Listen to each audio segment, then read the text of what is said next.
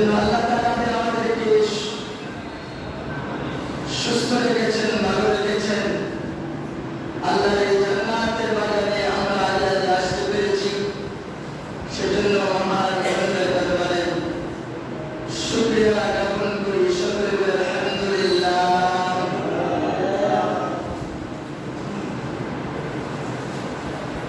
সম্মানিত মুসলিম কিরাম, শাওয়াল মাস আসছে, শাওয়াল মাস চলে যাচ্ছে। আজকে শাওয়ালের 26 তারিখ। আজকে চতুর্থ এবং পঞ্চম খুতবার আলোচনা। গত সপ্তাহ তৃতীয় খুতবা আলোচনা করেছি, আজকে চতুর্থ এবং পঞ্চম। এই শাওয়াল মাসটা 4 জুমা পাইছে, 5 জুমা পায় নাই শাওয়াল মাস।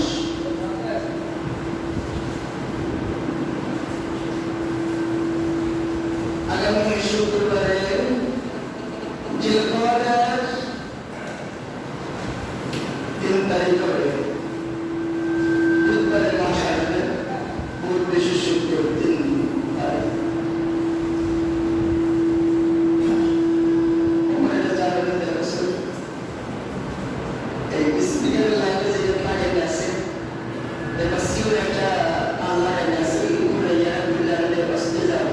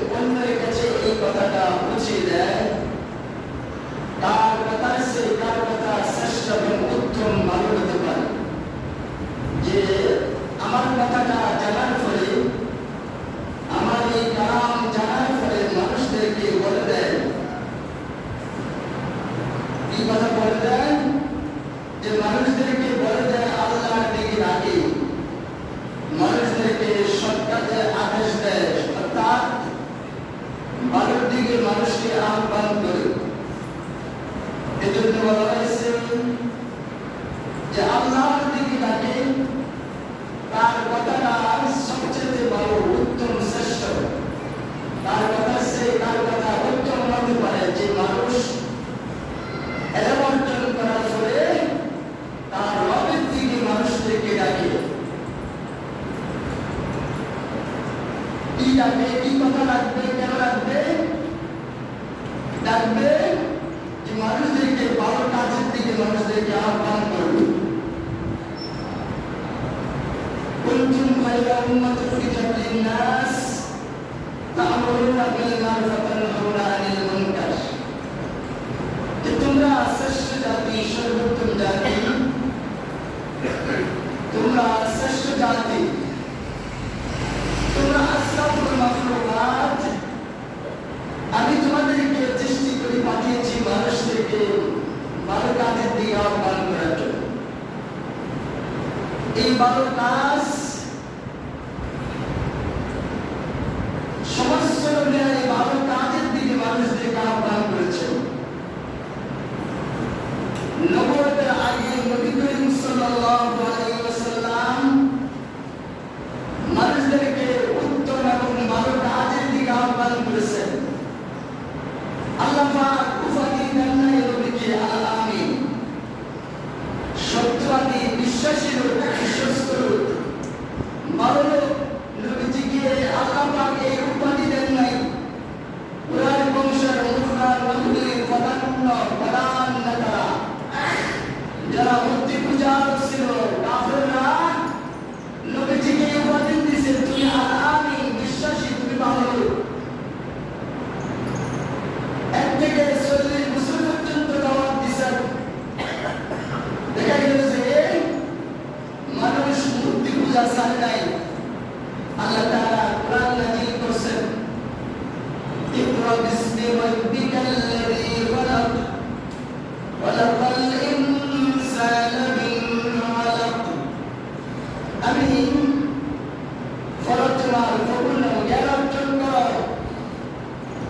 এই জ্ঞান অর্জন করার পরে আল্লাহ তাআলা বলেন, তুমি এই জ্ঞান অর্জন করার পরে ওমান আহসানু কাওলাম মিম্মান দাআ ইলাল্লাহ, সে তার রবের দিকে মানুষকে ডাকবে।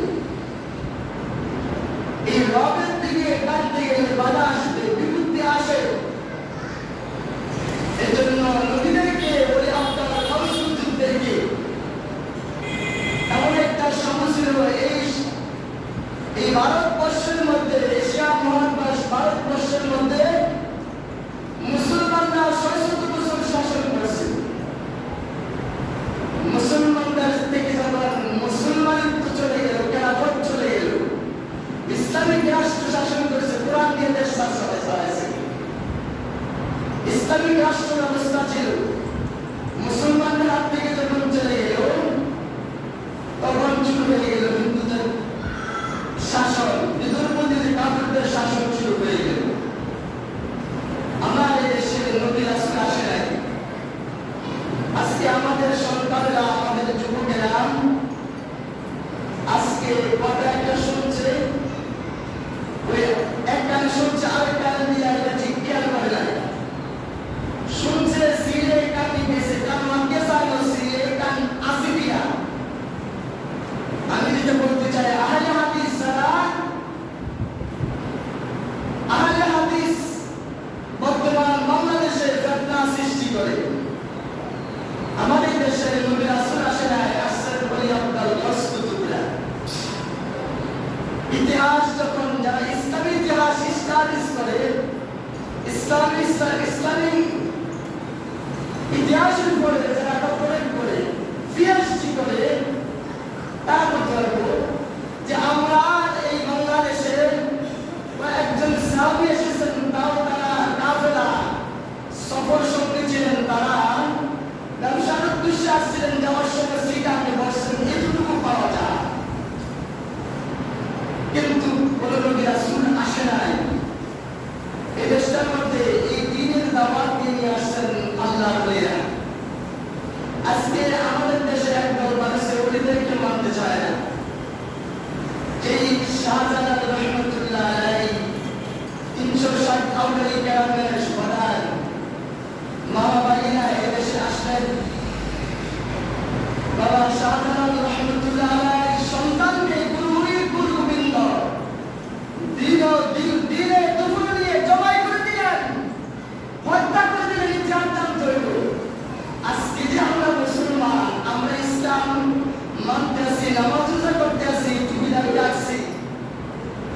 বাংলাদেশে ইসলাম কিসের দিক কিভাবে আসছে চিন্তা করছেন? নিজের সন্তানকে ধরে নিয়ে জীবদ্দশা হাজারো মানুষের সামনে বাদশাহ রাজা গোবিন্দ শাহজালাল রহমতুল্লাহ সন্তানকে জীবদ্দশা জীবন্ত আল্লাহ কেটে দিয়েছেন। শাহজালাল বাবা রহমতুল্লাহ সফর করেছেন। এই কথাটাই বলা হয়েছে যারা আমি আল্লাহর দিকে এই কোরআন জানার পরে এই কোরআনের কথা যারা আল্লাহর দিকে রাখে দুনিয়ার মধ্যে তার কথার চেয়ে শ্রেষ্ঠ কার কথা হতে পারে না। দুনিয়াতে যে যত রাজনীতির দিকে রাখো, যে হিন্দুরা বৌদ্ধরা খ্রিস্টানরা ইহুদি নাসারা পৃথিবীতে যত ধর্মাবলী আছে মতবাদ আছে, ধর্ম শুধু একটাই। আমি আবার বলছিলাম শুধু ইসলাম ধর্ম, আর এই ধর্ম এই মতবাদ যে দুনিয়াতে যারা আছে ইসলাম শ্রেষ্ঠ, ইসলামের কথা যারা বলেন আল্লাহ বলতেছেন তাদের কথা সবচেয়ে উত্তম এবং শ্রেষ্ঠ। তার কথা উত্তম হতে পারে, শ্রেষ্ঠ হতে পারে যে মানুষদেরকে আল্লাহর দিকে রাখে আর নিজে ভালো কাজ করে। আগে ভালো কাজ করতে হবে, আমি ডাকতে হবে। এই আয়াতে যে বলা হয়েছে যে নেক কাজ করে ভালো কাজ করে আর মানুষদেরকে আল্লাহর দিকে ডাকে, তার কথা দুনিয়ার সবচেয়ে শ্রেষ্ঠ আল্লাহর কাছে, সবচেয়ে দামি ওই ব্যক্তি আল্লাহর কাছে উত্তম ব্যক্তি। সুবহানাল্লাহ। আর সে বলে যে আমি মুসলমানদের ইমানদারদের মধ্যে অন্তর্ভুক্ত। আল্লাহ পাক বলেন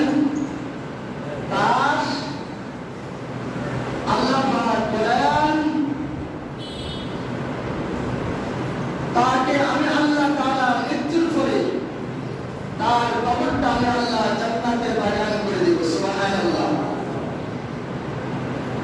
এই গেল চতুর্থ খুতবার কথা। এরপরে আসছে পঞ্চম খুতবা। আউযু বিল্লাহি মিনাশ শাইতানির রাজীম। বিসমিল্লাহির রাহমানির রাহিম। আলা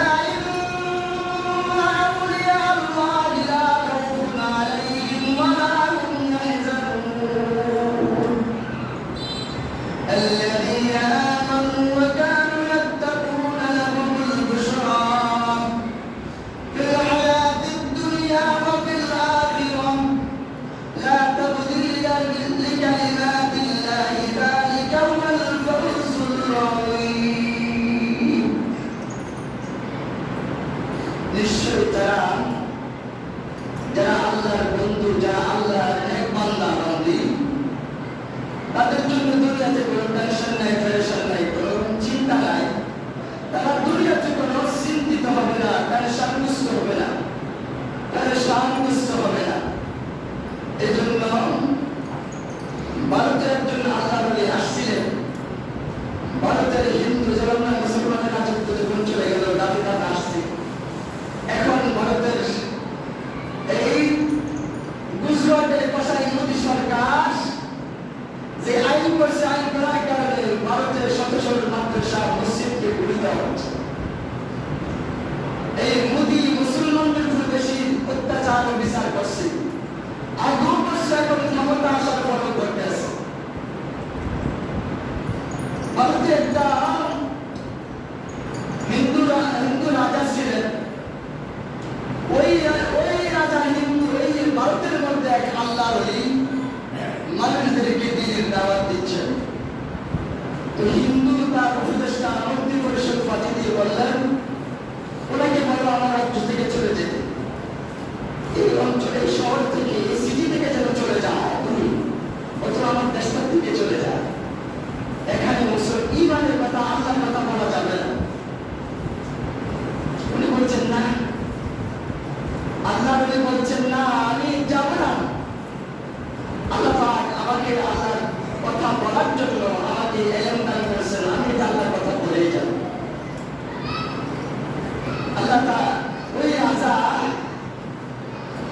পানি বন্ধ করে দিলেন, খাদ্য দ্রব্য ঘোষণা করলেন তার কাছে কোনো খাদ্য, কোনো মুদি মাল বিক্রি করা যাবে না, তার সাথে কোনো লেনদেন করা যাবে না, কাজ কারবার করা যাবে না।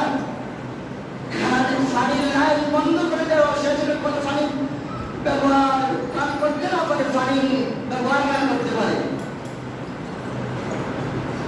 আমরা বুঝি না আল্লাহ যারা আমার বন্ধু, নিশ্চয় আমি আল্লাহ তাদেরকে বেশি ভালোবাসি, তাদেরকে আমি সাহায্য করি, তারা কোনো টেনশন না।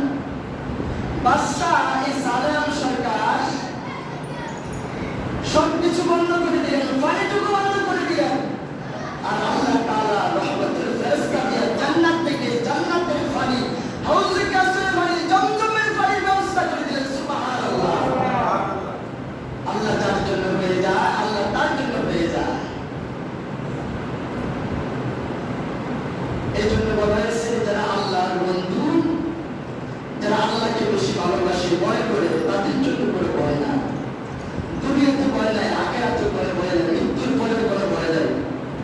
আর যারা আল্লাহর প্রতি ঈমান আনছে, ফরজগারি করছে, ফরজগারি মানে আল্লাহর বিধানগুলো মানছে, অন্যের উপরে জুলুম করে নাই, মিথ্যা অপবাদ দেয় নাই, অন্যের ক্ষতি করে নাই, আল্লাহর আইন মোতাবেক তার জীবনকে পরিচালনা করছে, তাদের জন্য রয়েছে দুনিয়ার জিন্দেগিতে কল্যাণময় জিন্দেগি, শান্তিময় জিন্দেগি। সুবহানাল্লাহ। বরকতময় জিন্দেগি, শান্তিময় জিন্দেগি। আর আখিরাতে এটা বলা হয়েছে লা তাবদীলা লিকালিমাতিল্লাহ, আল্লাহ পাকের পক্ষ থেকে তাদের কাছে রয়েছে সুসংবাদ। ও বন্ধু, আপনি তাদেরকে সুসংবাদ দিয়ে দেন যারা ঈমান আনার পরে কি করে আমার বিধানগুলোকে মেনে চলে আর আপনাকে ভালোবাসে, তাদের জন্য রয়েছে কোনো সুসংবাদ। এই সুসংবাদ আল্লাহ কয় যালিকা হুয়াল ফাওজুল আযীম। আমি যেটা বলছি আমার কথা আপনারা পরিবর্তন করবেন। ইমাম আবু হানিফা রাহমাতুল্লাহ আলাইহি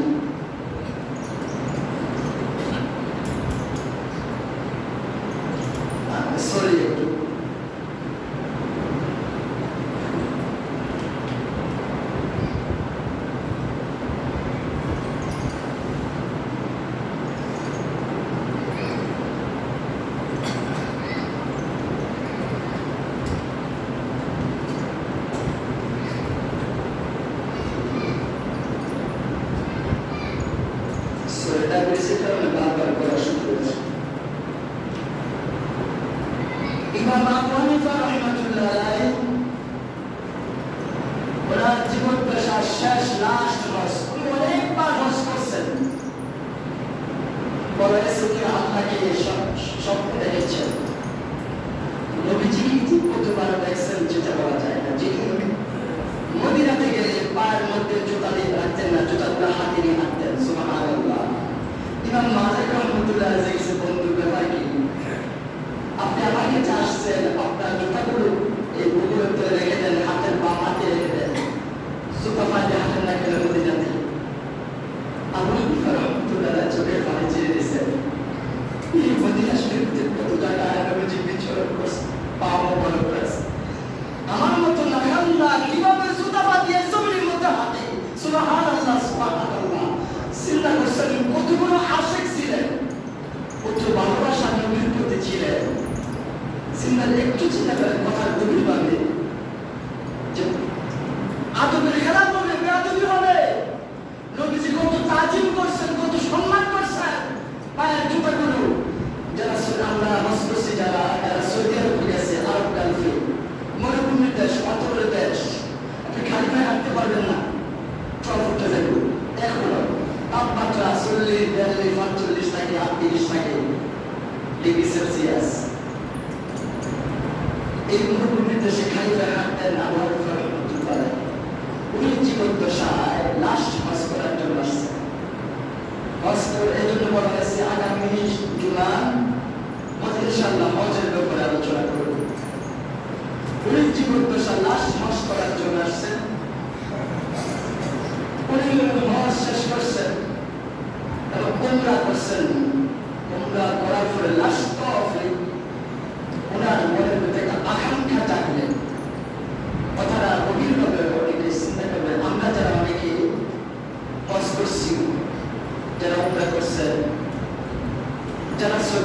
গেলে ওয়াজ করে ওমরা করে বিভিন্ন রোজার সালাম দেয়।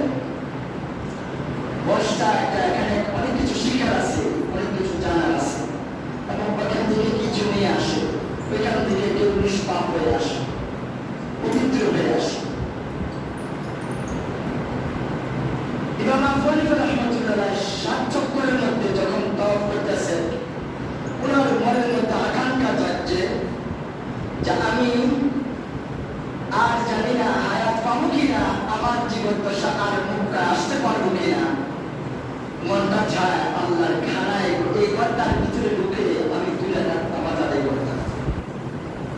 এটা মনে মনে আকাঙ্ক্ষা করতেছেন, আর তওয়াফ লাস্ট তওয়াফ করতেছেন। ৭ চক্কর দিতে পারে, 7 চক্কর 7টা দোয়া আছে।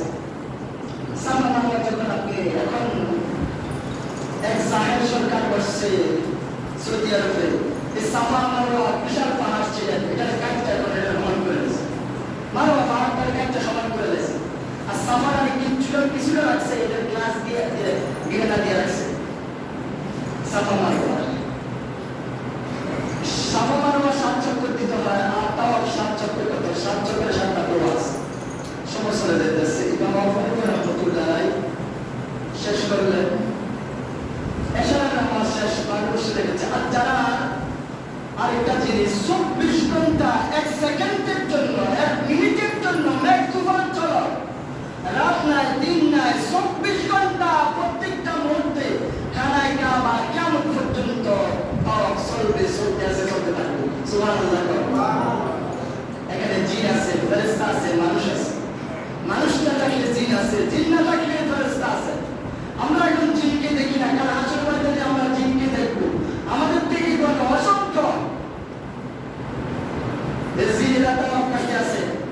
এই যে ছবির মধ্যে দেখতেছে লাইভ দেখাচ্ছে, টেলিকাস্ট করতে আছে, শুধু এগুলো মানুষ না, জিন আছে, ফেরেশতা আছে, মানুষ আছে।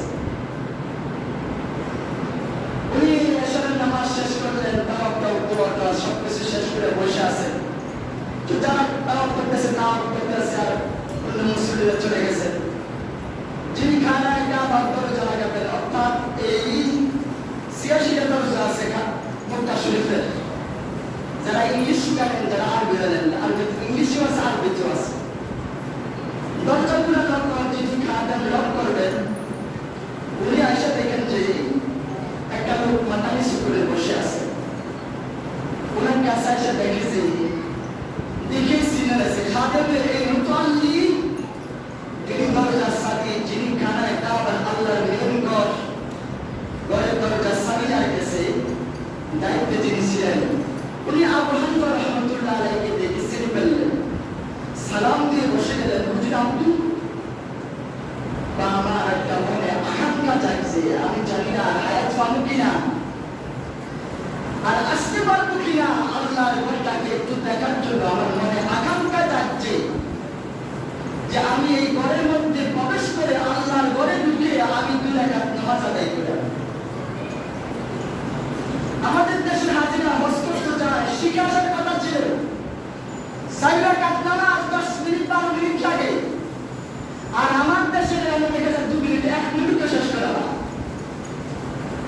আপনার সালাত দেখছেন না, সুদের হিসাব নামাজ পড়াইতেছে, আমরা আসরের নামাজ 10-12 মিনিট লাগছে 4 রাকাত নামাজ, মাগরিবের নামাজ 10-12 মিনিট লাগতেছে, 13 মিনিট 14 মিনিট লাগতেছে। কিন্তু খানায় কাবাতে ছোট্ট ছোট্ট সূরা দিয়ে নামাজ পড়ে, ছোট্ট ছোট্ট সূরা দিয়ে মদিনাতে রওনা করে। মসজিদে কুবা, মসজিদে কাবলাতাইন, অন্যান্য মসজিদগুলোতে যারা জেগে আছে, এটি কিন্তু রওনা করে। আমি যখন মসজিদে কাবলাতাইনে গেছি, ওই দিন 35 মিনিট লাগছে ফজরের নামাজের। আর ইমাম সাহেবের পুরুষের সাথে দাঁড়াচ্ছি, ইমাম সাহেবের মুয়াজ্জিনের সাথে দাঁড়াচ্ছি, আমরা 2:30টা চলে গেছি ওই মসজিদে। আমার সৌভাগ্য হয়েছে, আমার মনে হয় যে কাবলাতাইন যেটা কাবলা মসজিদ কাবলা পরিবর্তন হয়েছে, আমার মনে হয় যে ইমাম সাহেব যে কেরাত করতেছে, মনে হয় যে এইমাত্র কোরআনটা নাযিল হচ্ছে আসওয়াজিন থেকে। সুবহানাল্লাহ। শরীর মুসলমানরা যারা সৌদি আরব গেছেন, ইমাম সাহেবগুলোতে নামাজ পড়া, কোরআনের পড়ে, এত মধুর লাগে, এত সুন্দর, একদম এক কণ্ঠ কি সুন্দর, কথা সময় চলে যাইতেছে। ইমাম আবু হানিফা রাহমাতুল্লাহ দেখে সালাম দিলেন, সালাম দিয়ে দুটা সুইচ একসাথে দিয়ে দাও, লাল লাইট আছে। সালাম দিয়ে বানাতে বুঝে আপনি বসে আছেন, তো আমার মনে আকাঙ্ক্ষা থাকছে, মনের বাসনা, আমি লাশ দুটা কাজ নামাজ দিয়ে আল্লাহর ঘরের মধ্যে পড়তে চাই, কানায় কাবার ভিতরে। হুজুর এটা তো সবসময় করা হয় না, এটা হ্যাঁ এখনো নিয়ম আছে, এটা ওইখান থেকে শুরু, আর এখনো নিয়ম আছে যে এটা বিশেষ দিন, বিশেষ মুহূর্তে, বিশেষ ব্যক্তিদের জন্য সবসময় অহরহ কানায় কাবার দরজা খোলা হয়। মুতাল্লি চিন্তায় পড়ে গেলেন, আর উনি চোখের পানি, মুতাল্লি চোখের পানি পড়ে, মুতাল্লি চিন্তা করতেছে এত বড় আলেম, ওই যুগে পৃথিবীতে আবু হানিফা রাহমাতুল্লাহর মতো আয়াতের দরস্ত আলেম ছিলেন না, তারপর আল্লাহ বলেছেন এত জ্ঞানী অধিকারী ছিলেন, ওনার হাজার হাজার লক্ষ লক্ষ মুরিদান। আজকে আলে হাদিস না, আলে শয়তানদেরকে ফিকানোর দরকার। তারা কিছু হাদিস মানে, কিছু হাদিস মানে না, এই ভিতরে ফিকানোর দরকার জুতা দিয়া এই আলে হাদিস ছিল। ইমাম আবু হানিফা রাহমাতুল্লাহ আলাইহি চুপ করে বসে আছেন, খাদেম অনেকক্ষণ পরে হুজুরের হাত ধরে এসে বললেন, হুজুর আপনি এই যুগের শ্রেষ্ঠ আলেম, শ্রেষ্ঠ বুজুর্গ, আল্লাহর ওলি, আপনার থেকে দামি ব্যক্তি দুনিয়াতে বর্তমানে আপনি।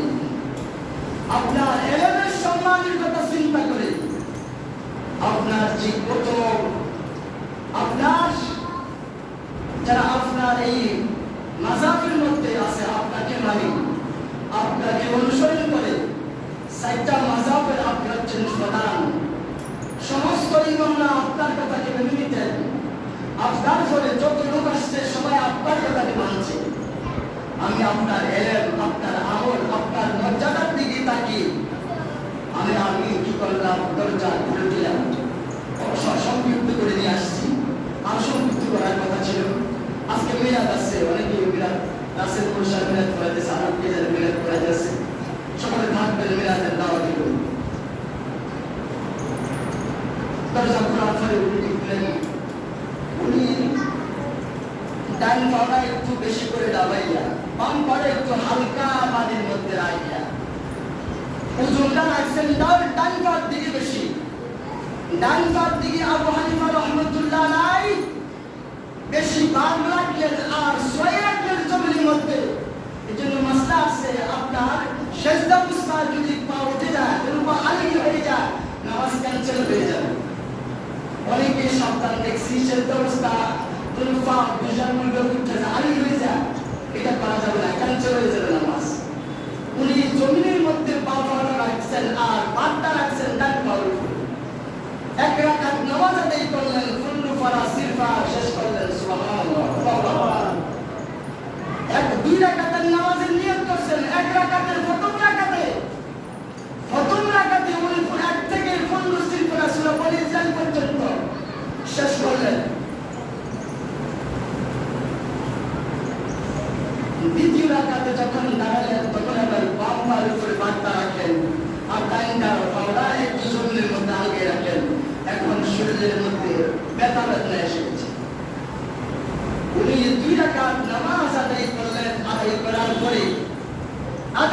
পরে উনি হাত ধরে হাদিস যতক্ষণ বলছি, উনি দুই রাকাত নামাজ 30 বার এক খতম। চিন্তা করেন, এশারের নামাজের পরে 1-1.5 ঘন্টা লেট হতে পারে, অথবা 2 ঘন্টা লেট হতে পারে। এরপরে উনি খানায় কাবা ঢুকছেন, ফজরের আগ পর্যন্ত উনি কি করছেন, 2 রাকাত নামাজ আদায় করছেন 30 পারা কোরআন দিয়ে। পুরা কোরআন শরীফ 2 রাকাত নামাজে শেষ করছেন, সুবহানাল্লাহ। 2 রাকাত নামাজ শেষ করার পরে এই হচ্ছেন আবু হানিফা রাহমাতুল্লাহ। আজকে আমরা যদি মসজিদে আসি নামাজ পড়তাম, ইমাম সাহেব লম্বা কেন করলে শুরু করে, আর শুরু করে লম্বা মুনাজাত করলে এখনো সৌদি আরবে আপনি রমজান মাসে দেখেন, বিদিন নামাজের পরে উল্টা তাকবীর দিয়ে তারা দোয়া করে। আমি আবার দেখছি যে 45 মিনিট ছিলেন দোয়া, আর এখানে কি 1-2 না 4-5 লক্ষ লক্ষ মানুষ। আগে বলছি না, জিন আছে, ফেরেশতা আছে, মানুষ আছে, বৃদ্ধ আছে, বনিতা আছে, মা আছে, মহিলা আছে, মোনাজাত 40 মিনিট। এবার সবে ফজরের রাতে দুধ দেরি হয়েছে, অনেকের গাও আগুন লেগে গেছে, ইমামের সাথে বেয়াদবি শুরু করছে। তো এই লোকগুলা ইমানদার পরিষ্কার হবে কিভাবে? এই পরিষ্কারই গুণগুলো বলতে আসি, নামাজে আসলে ধৈর্য ধরতে হবে, সবর করতে হবে। ইমাম আবু হানিফা রাহমাতুল্লাহ আলাইহি এবার হাত তুলে দোয়া করলেন, আল্লাহ এই জমিনের উপরে আমি সবচেয়ে গুনাহগার রাখাতাম, আমি না আমার এলেম কালাম নাই, দেখেন এত বড় বুজুর্গ, এত বড় আল্লাহওয়ালা, আর উনি আল্লাহর কাছে নত হয়ে মুনাজাত দিচ্ছেন। আর আহলে হাদিস কবিরা বলতে আছেন হাত তুলে মুনাজাত করেন, হাত তুলে আপনি নাবিন দিচ্ছেন, নাবিন উপরে বাঁধার অসুবিধা নেই, কেন ফেতনা করা যাবে না। এজন্য আহলে হাদিস শুধু ফেতনা সৃষ্টি করে। আল্লাহ পাক এজন্য ওলিদের সাথে কথা বলেন। আল্লাহ পাক সরাসরি ইমাম আবু হানিফা রাহমাতুল্লাহ আলাইহির সাথে কথা বললেন, আমি আল্লাহ তোমার সমস্ত আমল আজকের এই সিজদাগুলো আমি আল্লাহ পাক কবুল করে নিলাম, সুবহানাল্লাহ। এই জন্য আবু হানিফা রাহমাতুল্লাহ আলাইহি একটা ঘটনা বলতে যে কয়েকদিন আগে বেশি লেট হয়ে গেছে, এটা ছিল না এই লক্ষ্য, আজকে নিয়ম ছিল না, নিয়ম আরো আগে শেষ করা ছিল। এই জন্য আসলে আমরা যখন নামাজ আদায় করবো, আজকে আয়াতের ব্যাখ্যায় এটা আনছি ঘটনা যে আমরা পরিষ্কার হতে হবে, সুসংবাদ পেতে হলে সবর রাখবে, নামাজের মধ্যে ধৈর্য রাখবে, আমাদেরকে সুন্দর ইহতিমাম গুরুত্ব সদায় সবার মতো সঠিক মতো আল্লাহ পাকের ইবাদত করতে হবে। ওয়া আখিরু দাওয়ানা আলহামদুলিল্লাহি রাব্বিল আলামিন।